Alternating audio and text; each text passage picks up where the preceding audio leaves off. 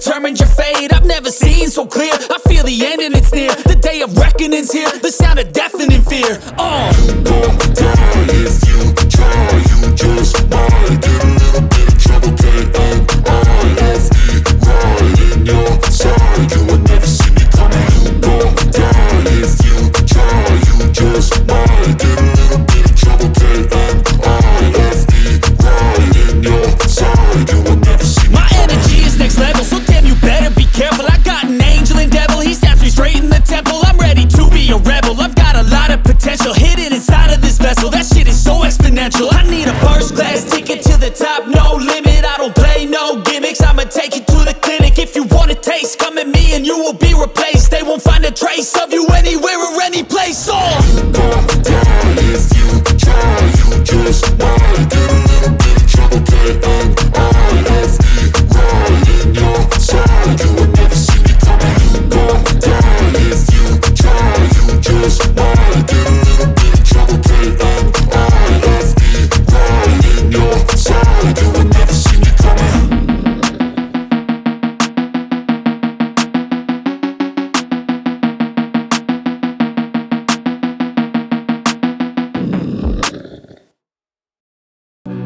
mas um chamado para todos os que desejam andar com Deus de forma autêntica.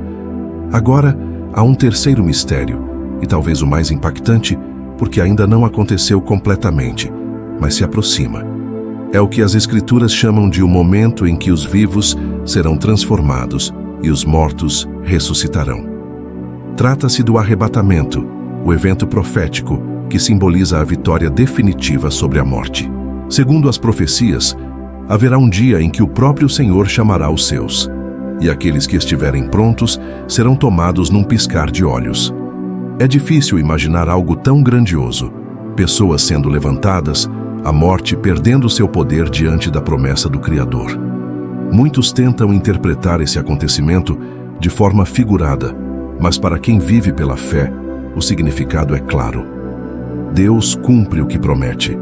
O arrebatamento não é apenas uma previsão, é a continuação lógica da fidelidade divina que preservou Elias e Enoque. É a consumação de uma linha espiritual que atravessa gerações. E aqui está o ponto central de tudo. Esses três mistérios não foram colocados nas Escrituras para nos impressionar, mas para nos despertar.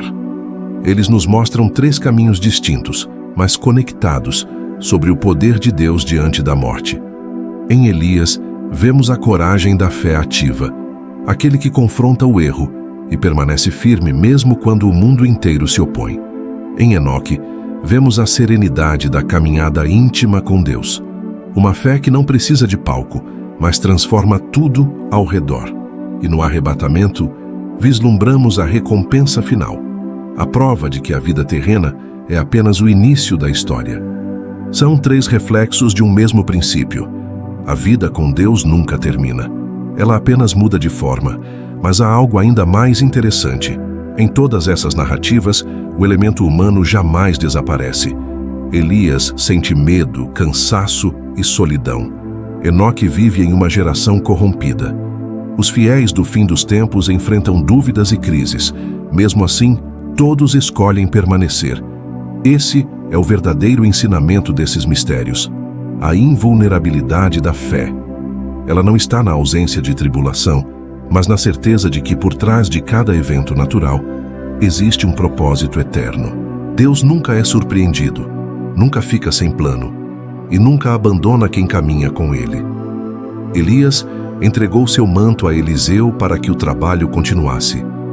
Enoque deixou o exemplo da pureza e da intimidade com o sagrado. E o arrebatamento futuro é a herança que fecha o ciclo. O céu não é o prêmio dos fortes, mas a morada dos fiéis. Agora imagine o que isso significa para cada um de nós. Não é preciso ser profeta, líder religioso ou alguém sem falhas. O que Deus procurou em Elias não foi perfeição, mas disposição. O que ele viu em Enoque não foi poder, mas comunhão. O que ele promete àqueles que permanecerem firmes é apenas consequência do amor que nunca falha. E talvez esse seja o segredo mais profundo escondido nesses mistérios. O poder da imortalidade espiritual estará sempre relacionado à intimidade e à obediência. Elias subiu porque cumpriu sua missão. Enoque foi levado porque escolheu caminhar em comunhão. E os fiéis do fim dos tempos serão transformados porque viveram sustentados por fé. Em todos os casos, a essência é a mesma, entrega total. Cada época teve seus sinais e suas provas. Elias viveu tempos de idolatria e política corrupta, mas manteve a verdade. Enoque caminhou no silêncio da fé quando ninguém parecia ouvir Deus. E nós vivemos o tempo da pressa, da desatenção, da dúvida e da fé fragmentada. Mesmo assim, Deus ainda procura corações como os deles. Corações que, em vez de questionar o porquê, apenas caminham confiando. O maior desafio da nossa geração talvez não seja vencer a morte física, mas vencer o medo dela.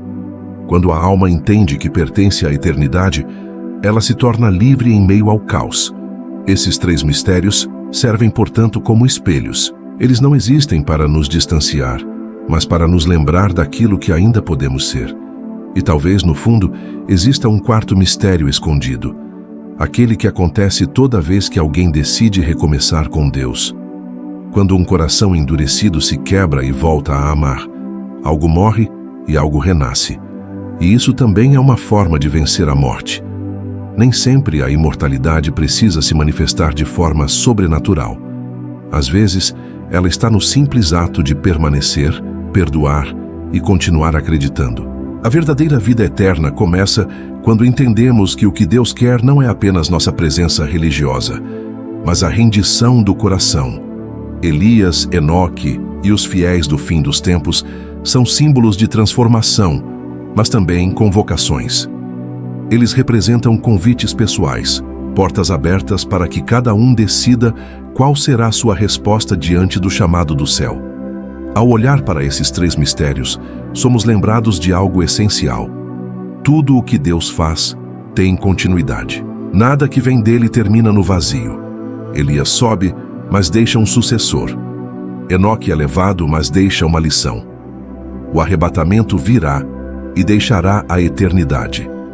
Isso significa que, mesmo quando parece que uma história terminou, Deus apenas mudou o cenário. Talvez hoje você esteja enfrentando perdas, lutos, mudanças que parecem irreversíveis. Mas se há algo que esses relatos nos ensinam, é que o divino nunca encerra o ciclo na dor. Cada fim é um prelúdio para o que vem depois. A morte, para quem crê, é apenas uma vírgula num texto infinito. E há ainda um detalhe simbólico que conecta os 3 casos. Nenhum deles aconteceu aleatoriamente. Elias sabia que seria levado. Enoque sabia com quem caminhava. Os fiéis dos últimos dias saberão o momento da grande transformação. Isso mostra que a imortalidade bíblica nunca é fruto de acidente, mas de propósito. Deus age intencionalmente. Tudo o que ele faz é marcado por direção. E quando uma vida se coloca debaixo dessa direção, o impossível se torna regra. É dessa combinação que nascem os verdadeiros mistérios, não de truques celestiais, mas de corações alinhados à vontade divina. Essas histórias não são apenas sobre o passado ou o futuro, são sobre o agora. Sobre o que acontece quando um ser humano comum decide viver de modo extraordinário. Elias viu fogo, Enoque viu luz, e nós vemos o reflexo dessas mesmas verdades nos dias em que o mundo parece afundar em desesperança. A fé que os moveu ainda está disponível. A força que os sustentou ainda pode ser recebida. A promessa que os levou ainda permanece. É a mesma voz que fala em meio ao caos moderno, dizendo: levanta-te, porque a morte não é o fim. Neste momento, talvez você perceba que o caminho da fé não é linear. Ele passa por desertos, ventos contrários, silêncios e espera. Mas no fim, cada passo vale a pena. Cada instante de confiança aproxima mais do eterno. E é isso que transforma meros relatos antigos em faróis espirituais. Os 3 mistérios da Bíblia que desafiam a morte não existem apenas para provar o poder de Deus, mas para lembrar que a vida é mais longa do que o relógio humano pode medir. A eternidade já começou, e a cada respiração guiada pela fé, participamos dela. Se esse conteúdo tocou seu coração, compartilhe nos comentários qual dessas 3 histórias mais falou com você. Escreva o que esse tema desperta em sua fé, e antes de sair, curta este vídeo e se inscreva no canal para continuar explorando mistérios e ensinamentos que fortalecem a alma.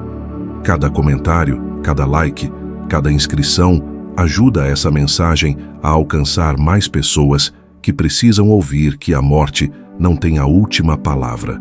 Porque no fim, o verdadeiro milagre é este: viver com esperança quando o mundo insiste em encerrar o capítulo.